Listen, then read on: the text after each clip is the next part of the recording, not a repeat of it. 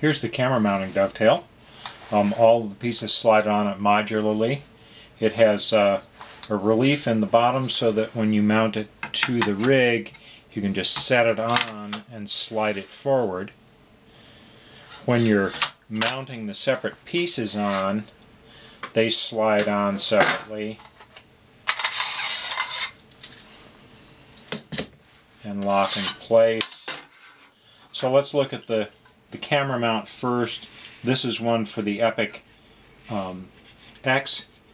It mounts with, the camera is mounted into the top of the camera. The camera mounts on this rig upside down.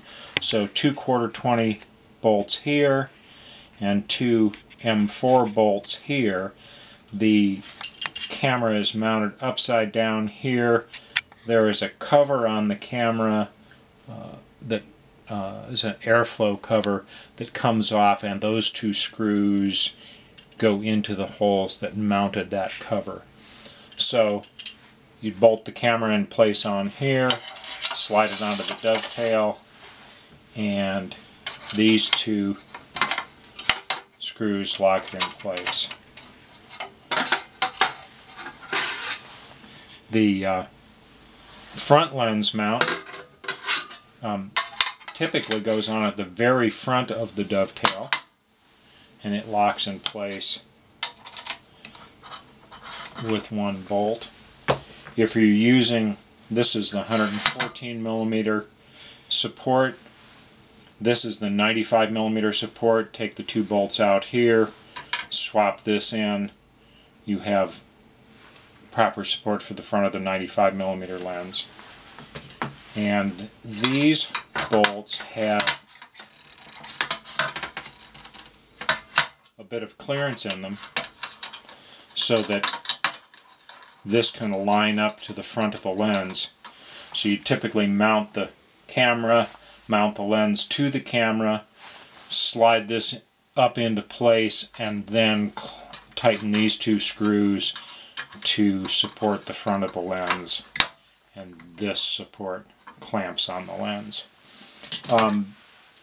These parts can go on either before or after the lens. If you loosen, the bolts are long enough, you can loosen the dovetail, line up, and let it lock into place, and then tighten these up. Slide the lens motors on in whatever orientation you need for that particular setup, and this is completely adjustable any place you want to put it.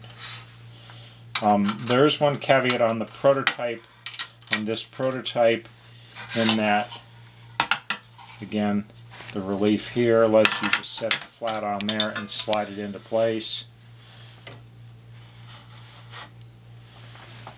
But depending on the configuration of lens and camera, you may be obscuring one of these clamping bolts.